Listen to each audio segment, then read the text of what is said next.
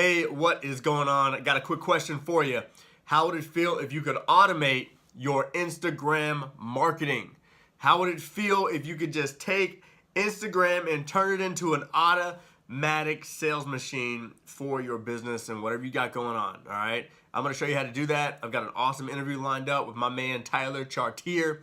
It's going to be jam-packed. So if you're new to this channel, make sure you get subscribed because we love talking about passive income, freedom, living a dream lifestyle, and all things online entrepreneurship, all right? So I'm going to cue up the intro. I'm going to give you an awesome backseat view of what we're doing, all things Instagram, and how you can automate it to grow your business. Stay tuned.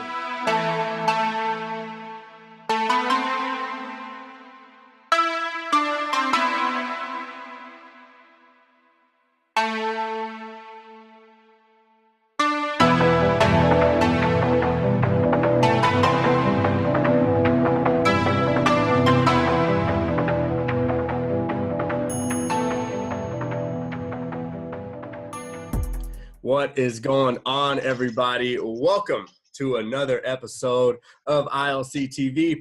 Welcome back. If you're a lifestyle creator, what's up? Shout out to you for creating your own lifestyle. And if you're new, I'm your host, Ryan Mcmorris, and this channel is all about lifestyle, entrepreneurship, creating your dreams, all right, and passive income. And today we have a special guest, my man, Tyler Chartier. Tyler Chartier is in the house.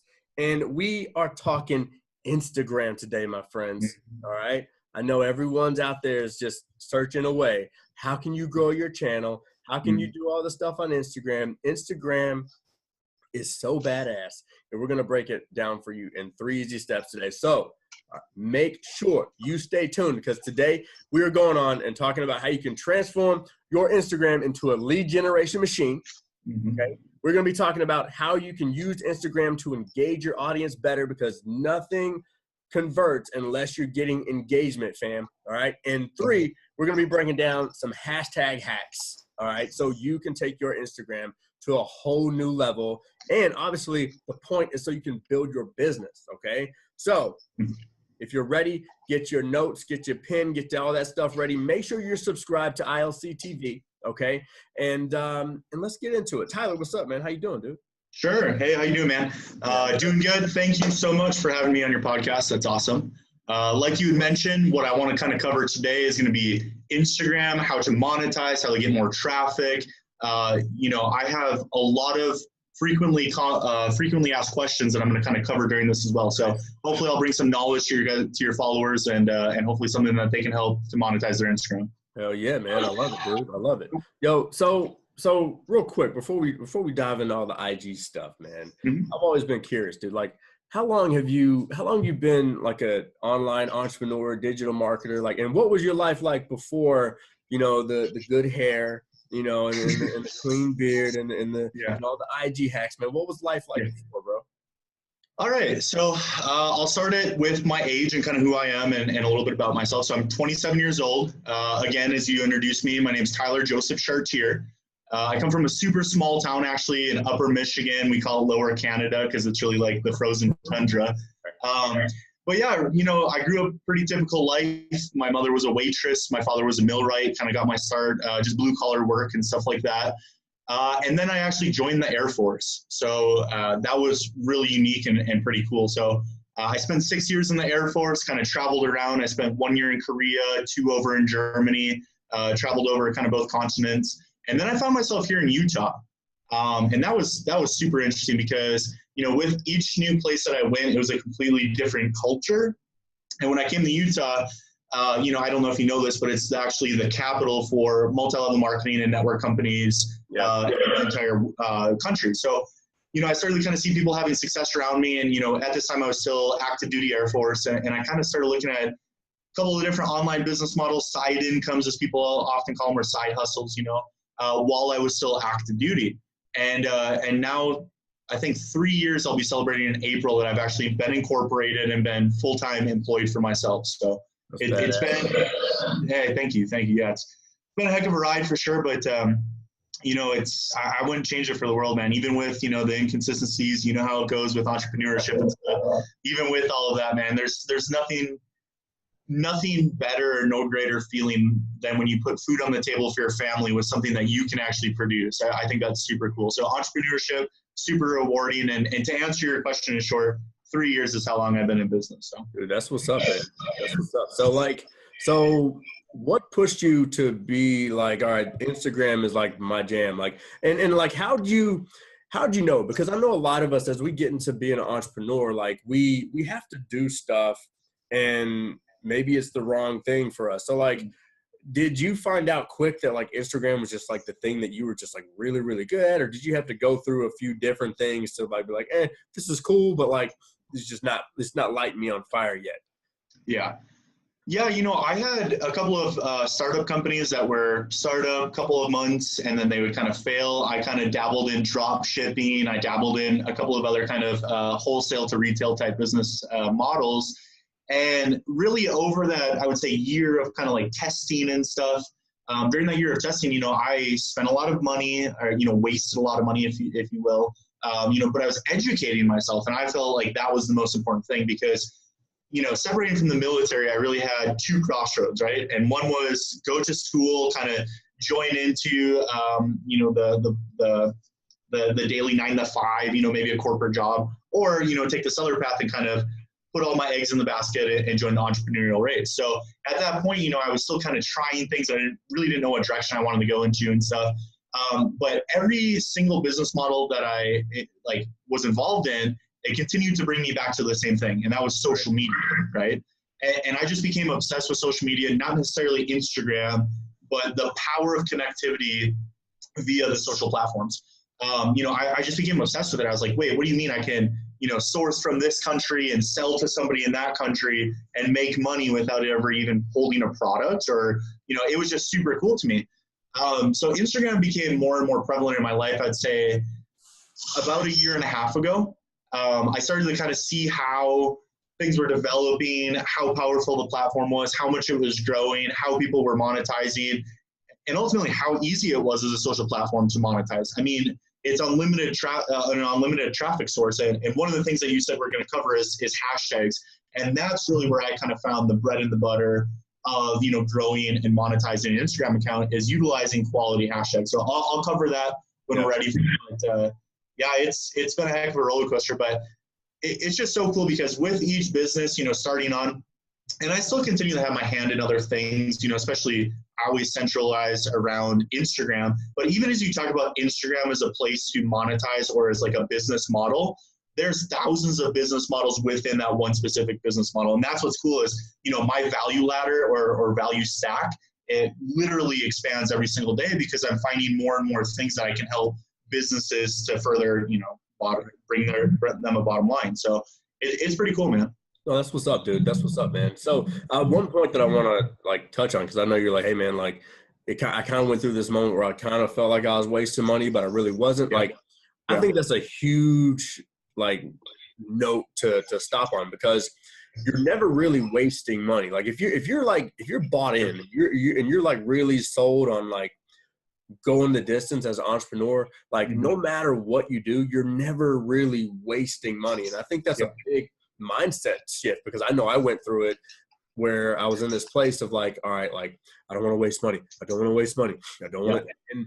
And when you're there, dude, it makes you feel like you're not moving forward. You literally hinder yourself from moving forward. So right now, if you're in that place and you're afraid of wasting money, we're definitely going to recommend grab hold of the belief that you never waste any money, and every dollar you spend is just getting you closer to the ultimate goal and that finish line that you've got set. So I'm glad you hit on that, dude. That's a big one, man.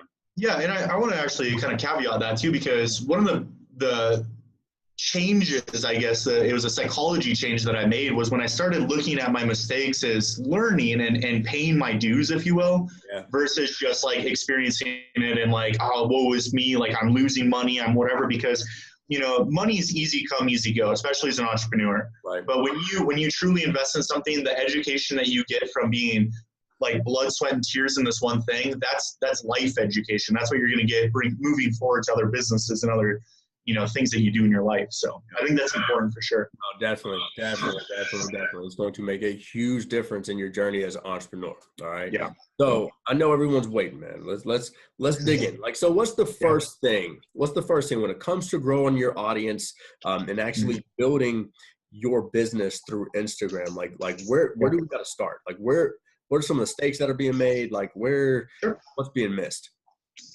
Yeah. So, I've had, I think about 50 clients right now, 50 to 60 clients in my media agency. And they always kind of come to me with the same kind of questions. I've answered this question for my clients and I'll answer it for your audience. The very first step that I take when I'm looking at potentially working with a client is I actually audit their biography, right? Because you only get one chance at a first impression. And if you don't have a good biography, if you don't have something that's going to capture the attention and ultimately consume them as a follower, get them to click on that follow button. Because that's ultimately what it is. It's either they're going to click the follow button or they're not, right? It's just two outcomes. That's it. But the more you can convert, and it's not converting in the sense of like selling them something or, like, oh, I'm going to monetize them. It's like, you just got their attention. When they click follow, they say, I entrust with you my attention, right? So when you capture that, the very first way that you can do that is through your biography. So what I always recommend with biographies is something clear and concise, something that talks about your business, right? Very, very common, and something that I always preach to my clients as well, is if you have an underlying mission, right? Like, for example, I work with veterans that donate proceeds back to other businesses or do plaques for the fallen. If we highlight that and say we're targeting veterans or we're looking to work with our ideal customer that's a veteran, then if we have that in our biography, our follow back rates are tremendously better when we have something relating to our ideal client. So many people, it's so funny. I actually just talked with a mortgage brokerage, right? And I was talking to her and I said, hey, so what is kind of like what is your story, right? What is your story that you're telling on your Instagram? And she's like, well, I kind of got this over here, but I kind of have this over here. And then I read through the biography and it was kind of like, it really didn't touch on anything that she's posting in the content. So really it's like having a good quality biography, something clear and concise related to your business, your ultimate mission as a business, and then ultimately relate that biography to the type of content that you're going to post, right? Consistent content, staying within your lane, and posting things that your followers enjoy. Now, people are always like, well, how do I find out what my followers enjoy? Well, simple math will tell you this engagement rate on this type of post is better than this, right?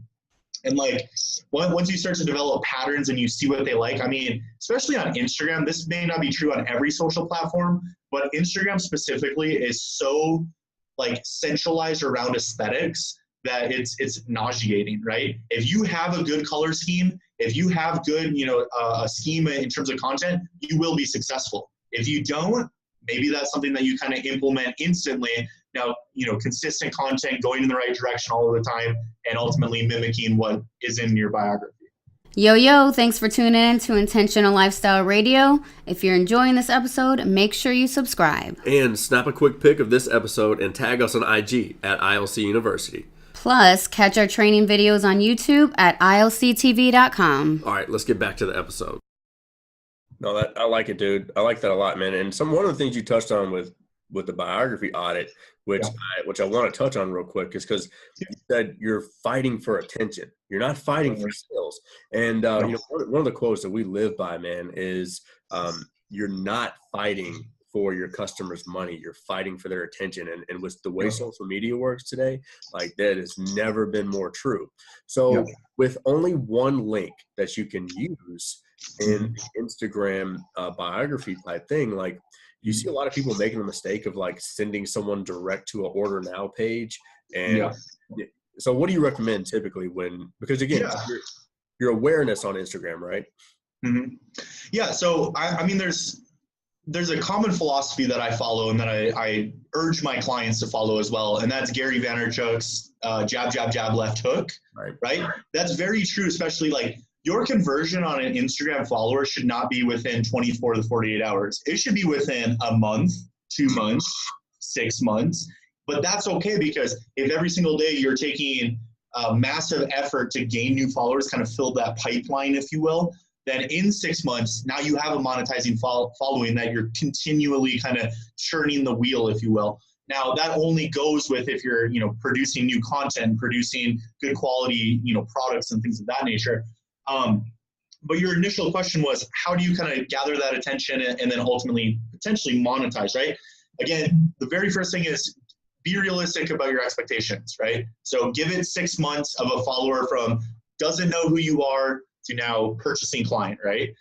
The second thing is there's a really good company called Linktree, right? Linktree.com. If you go to Linktree, you can actually set up additional URLs or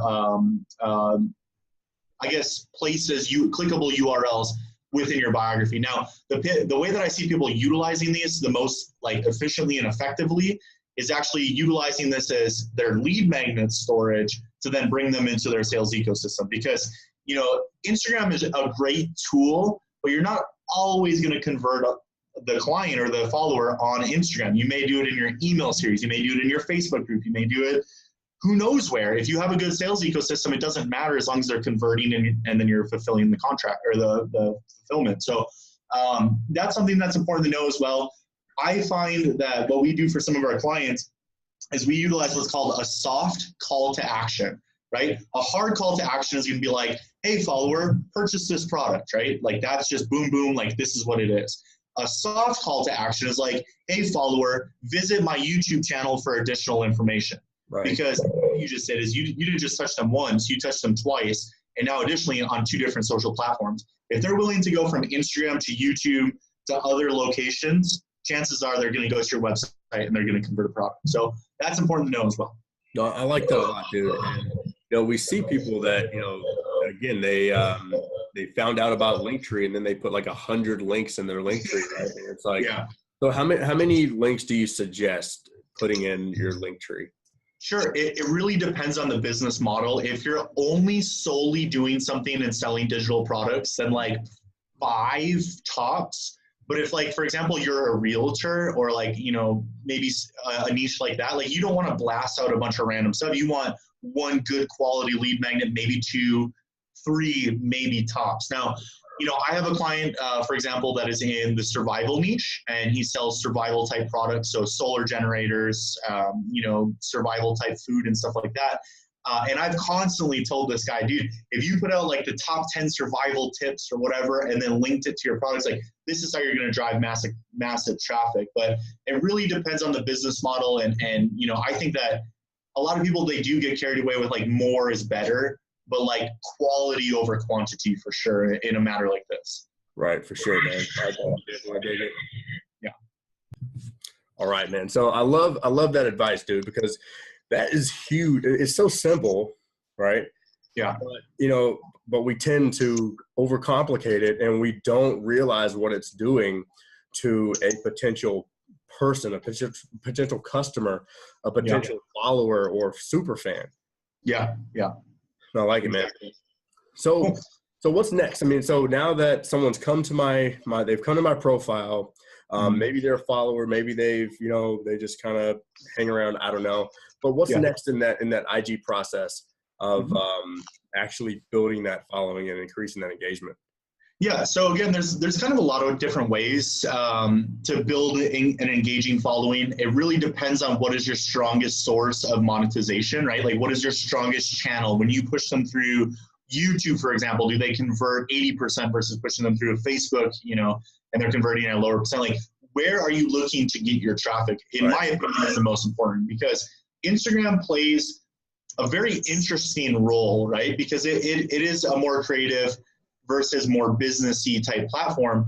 But when you're marketing without having them understand your marketing, that's when you're going to win, right? You're giving them value, you're asking them for, visit your website or whatever. That's when you're going to win on Instagram. So really, I think it's curating good quality content that's going to be engaging, informative. You're going to provide value because all of those are your jabs. And then when you bring around that left hook, which is visit my link in my bio, that's when you're going to convert. So too often I see people they're like, hey, this guy followed me 25 minutes ago. He must be ready to purchase. Right. Not how it goes. You need to hey, John, what's going on? I saw your profile. Cool. Let's talk. This is what I do. it's so strange to me because a lot of my marketing isn't done on Instagram. It's actually done on Facebook, right? Or LinkedIn or Twitter, because interestingly enough, I think that if I'm marketing Instagram services to somebody on Instagram, they already think maybe they know better, or they got it, right? That's how people often feel. But if I'm over on Facebook or LinkedIn or whatever, people are like, help, I need help with Instagram, help. So that's where I spend my time and effort. But it's really interesting because those are the people that have no idea about Instagram other than I need to monetize. I'm losing money, leaving money on the table by not monetizing. So then I'm like, the next question I always ask is like, well, where are you monetizing? They're like, well, we've got a strong website or funnel or, whatever. It's like, well, then just set Instagram up as an automated source of traffic going to your best offer, right? And it's done more easily than what people think, right? In today's technology, we have virtual assistants to create content. We have services like mine that, produce results on autopilot. We have numerous other things, but people, they still want to like longhand things, right? And what I mean by longhand is like, back in the days when I was learning math, right? He was like, I have this huge problem and I'd have to like divide and carry and do all this stuff. Like now I have a calculator, right? Like why am I going to reinvent the wheel and do it more difficultly? So people that know that they need monetizing help on Instagram, but maybe don't have time or the knowledge, I highly suggest hiring somebody that's going to bring you an automated source of income. And that's just how I look at it, automated source of income. That's awesome, man. That's awesome. So speaking of auto, there's a lot of people that use auto messages on Instagram. Do you recommend auto messages? And like, if so, like which type of message do you kind of recommend? And like what tools are the best ones to use? So that's a tough situation because if used properly, great, fine, it works wonderfully. Right. But a lot of people are lazy when they implement something like that, right? They get lazy. They're like, hey, yeah, right? Like lazy, no way, not me, right? They get lazy in the sense of like, my biggest qualm in today's social platforming and networking and stuff is people are lazy and don't create content, right? Well, a direct message is nothing more than a different type of content, right? Now it's personal in person versus on your wall. So when you look at it like that, people will set up an auto DM sequence, and they'll set it up with like one, maybe two messages that can go out. Hey, insert username, visit my link, blah, blah, blah, blah, blah, right? And like that's, but if you post that over and over, one, you're going to get banned. Two, Instagram's going to pick up on it very, very quickly. They're going to penalize you on the algorithm. Like three, it's just, you're just like everybody else, right? Mm. Now hear me out on this. Just like we have chat bots on Facebook, there's sequences we can put together on Instagram that are just as kind of informative. But again, I value the idea of jab, jab, jab, left hook. Again, DMing somebody, hey, random stranger I've never met in my life, go and visit my website because I think you'll like it. Like that's so generic. That doesn't work anymore.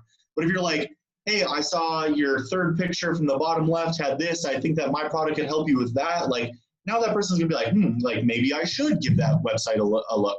So I think it's about how you go about it. I think that so many people think that things are dead or they don't work because they implemented it once, gave it half a hard attempt, and then they didn't see success with it. So they're like, oh, I don't want to deal with that. It doesn't work, right? But anything when done properly is going to give you a good result. And in my opinion, the more in depth you can go, the less robotic and the more heartfelt, the better the result. It's that simple. No, I feel you, dude. I mean, I think same thing with email marketing.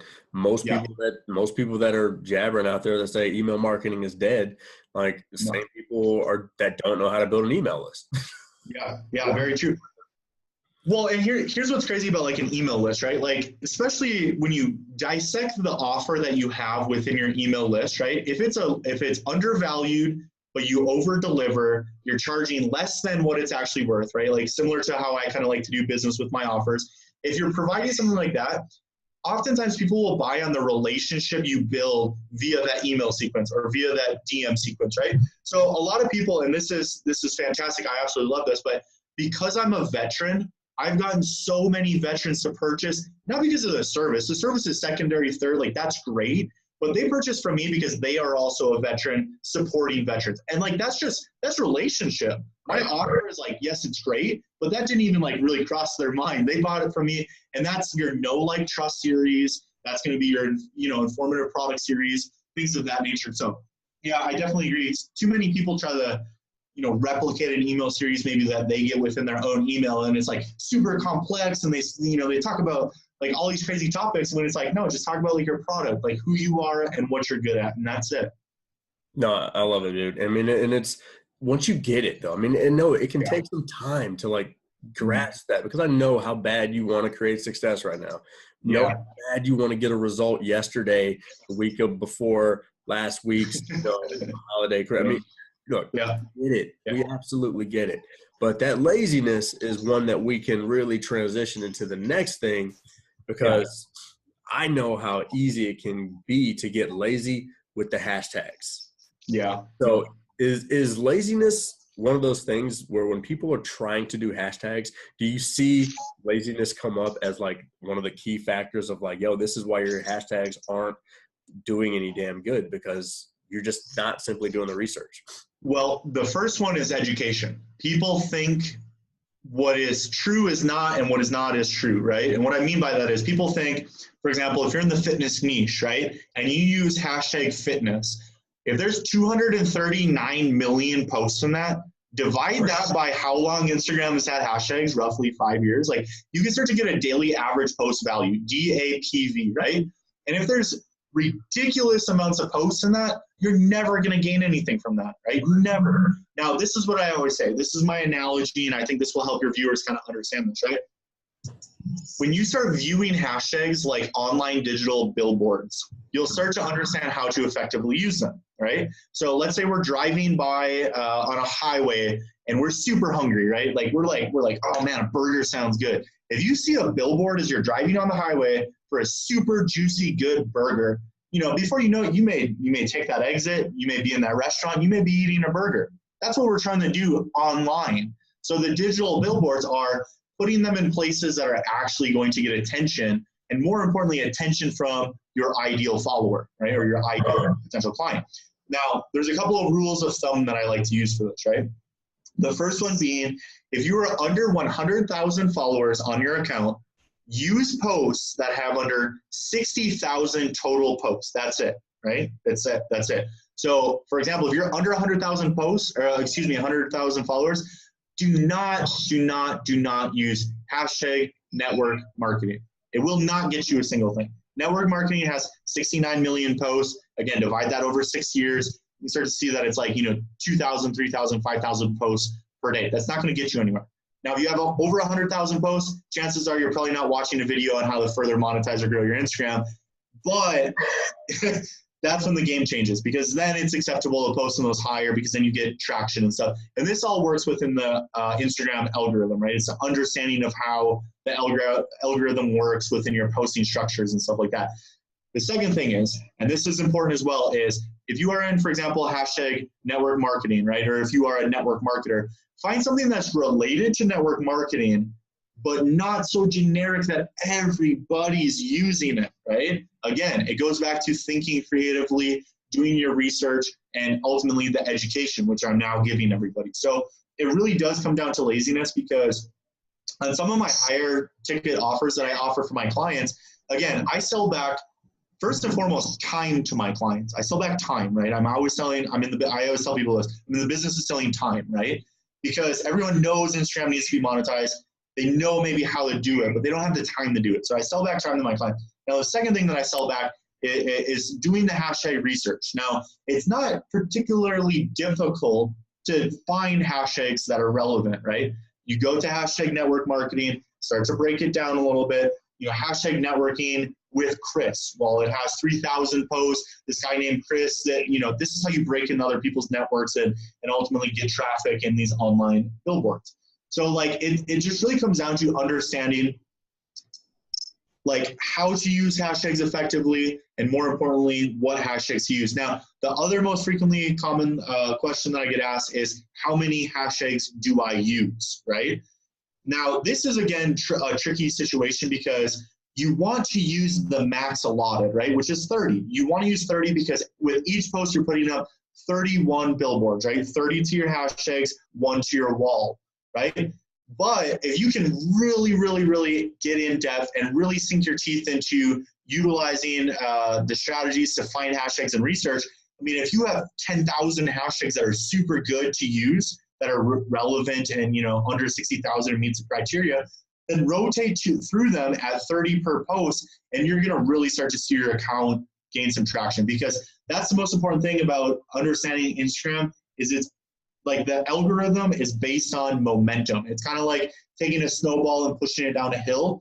The more content, the more posts you get going to you, the more followers, the more engagement, the more etc., the more it's going to roll. So that's my little tidbit on hashtags. That's what's up, man. That's what's up. So I know you have completely set up a service and a system to pretty much help people automate their Instagram growth, right?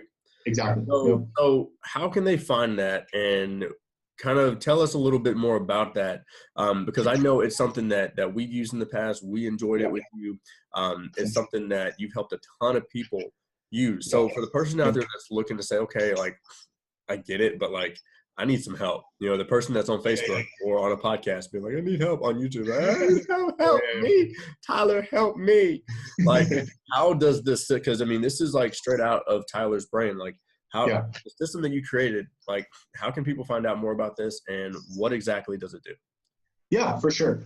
All right, so listen to this, man. This was my jab, jab, jab. This is my hook, right? This is my bread and butter, right? But the truth is, I mean, really my service, I spoke to it earlier, is undervalued and it over delivers. And that's how I've always done business. You know, I hate where marketers, because I do consider myself a marketer, right? Where marketers are like, hey, pay me $2,000. I'm going to make you 2004 back, you know, and they're like, ooh, wow, right? Like, I want somebody to pay me $100 and me make them 5,000, 10,000. Like, that to me is like, people will praise me. Well, they'll be willing to give me that money every single month. So first and foremost, that's always how I like to do business, is I like to under promise and over deliver is the way I like to say it, right? Now, to find out more information about it, it's iguptoday.com. So iguptoday.com, right? So instagramuptoday.com. And really what the service is, and I'll kind of talk about it from creation and what it started to what it is now, right? So when I first kind of came on the scene again about 2.5 years ago with Instagram, I just kept seeing people, they're like, man, I just don't know what to do. I just cannot get that momentum going. You know, I gain 20 followers a year and it's just not for me, right? So people like, they shoo it away, right? So what I did was I put together an infrastructure of software and employees, like virtual assistants, that help me to accomplish tasks on a business owner's behalf, right? So what I mean by that is, you know, a typical business owner will come to me, they'll say, hey, Tyler, you know, I spend 5 hours a week on this Instagram. I'm getting X amount of followers per this time period. What can you do? Well, just by plugging somebody into my software infrastructure and into my team, they're going to get 40,000 plus actions per month, right? And those actions are all going to help to bring engagement, bring momentum, bring new followers. It's going to be ideal clients. It's overall going to touch all of the key points that we kind of covered in this, right? So just by getting those followers to your account, now you have the chance to ultimately monetize them, right? Those are all your hottest leads, your newest followers, your newest, like you said, like super fans and stuff like that.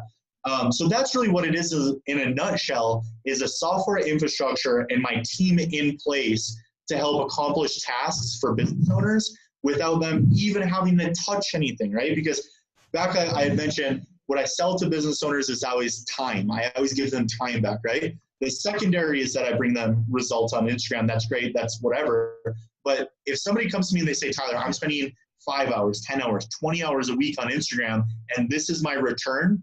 No, I want a business owner to go and focus on what you're good at, your bread and butter, and let me do what I'm good at, which is Instagram. And I tell my business owners that all the time. Like, I don't want to be a realtor, right? I'm not going to help you with realty. If you're my client and you're in realty, like, I'm going to help you with realty, but I'm going to knock your Instagram out of the park, right? That's just how it goes. Like, I'm going to stay within my lane. I'm going to get results. I'm going to get new followers for your account. And ultimately, new followers mean new potential clients and leads. So that's my business in a nutshell.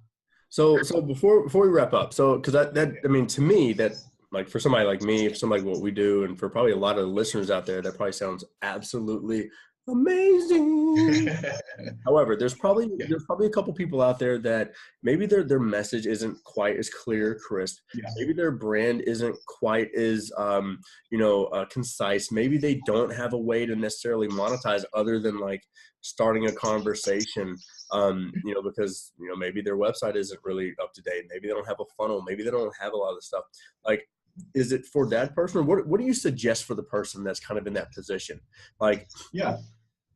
So the person that doesn't have a clear message on Instagram, right?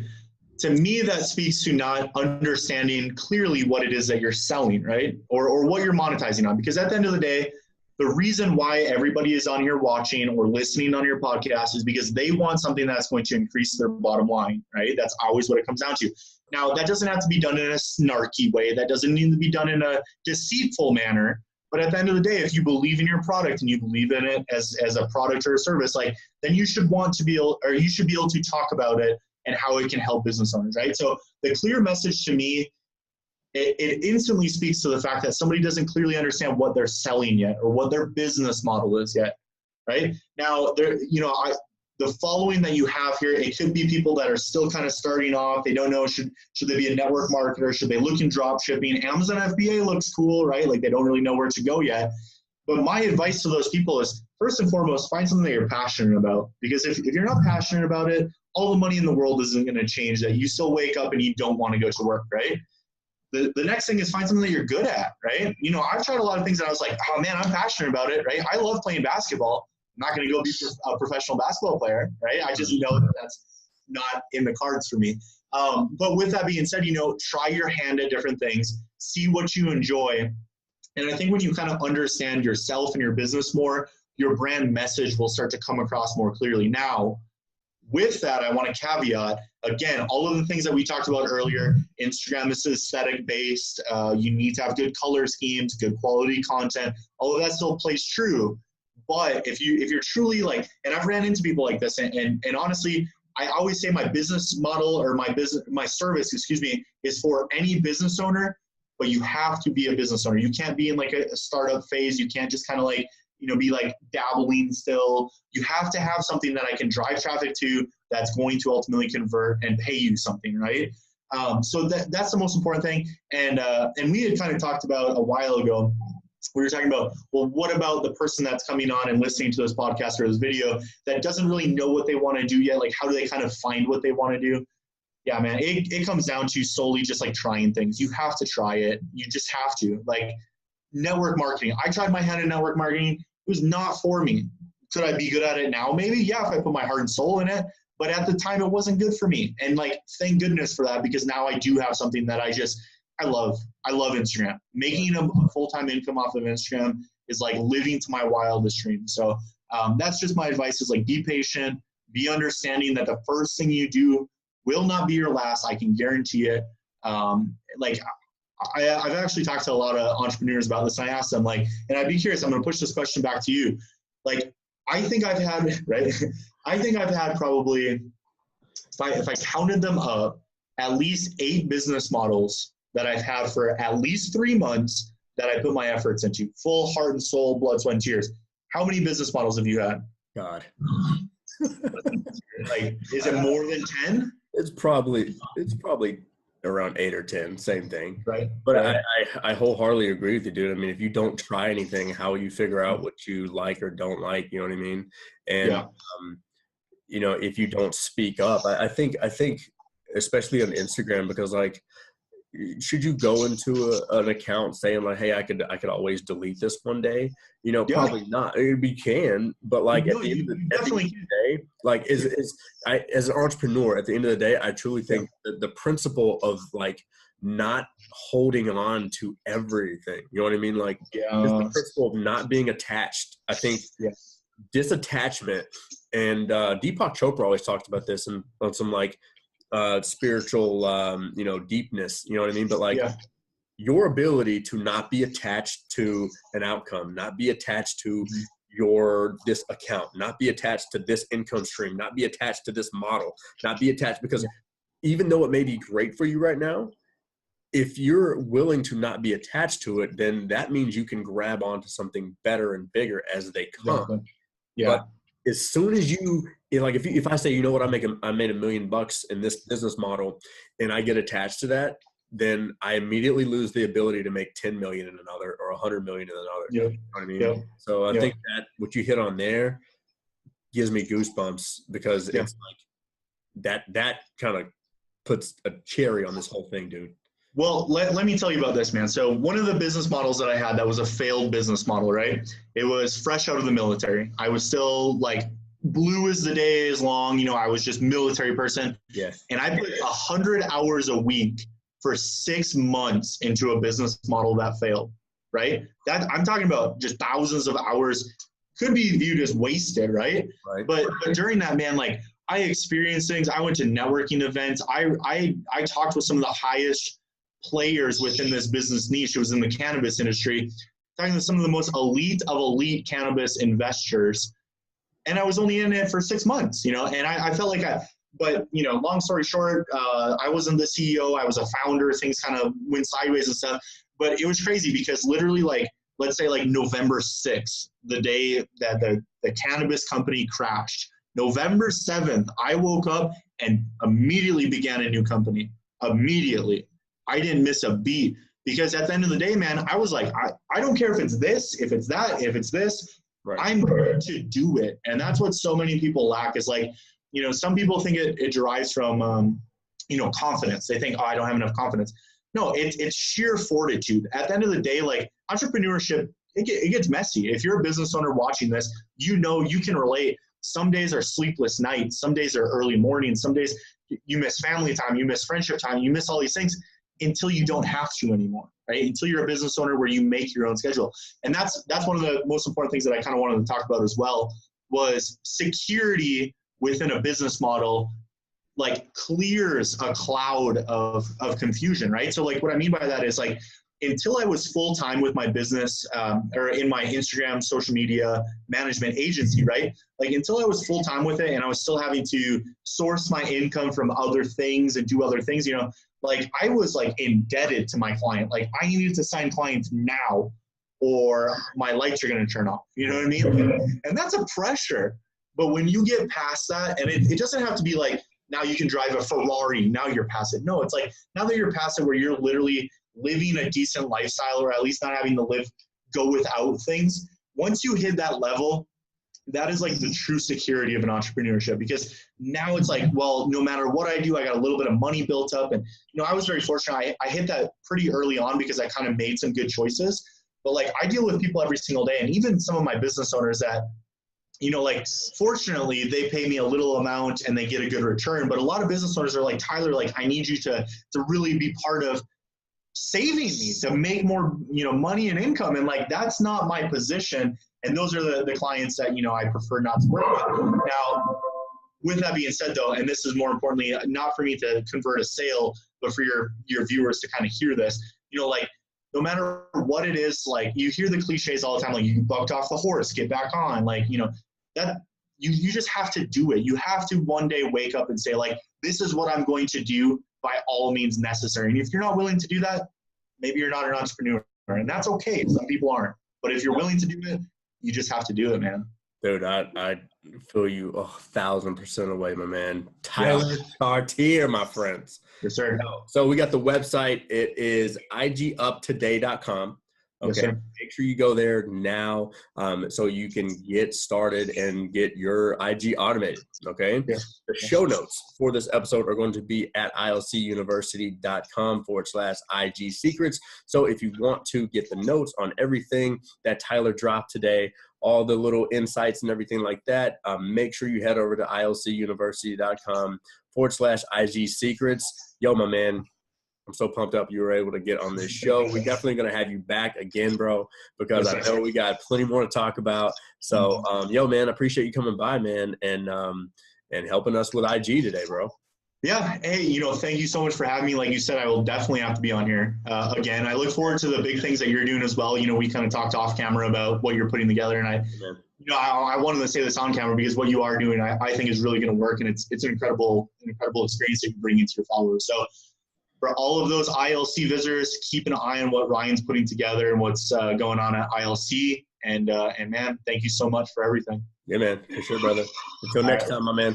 See you, bud. Yes, sir.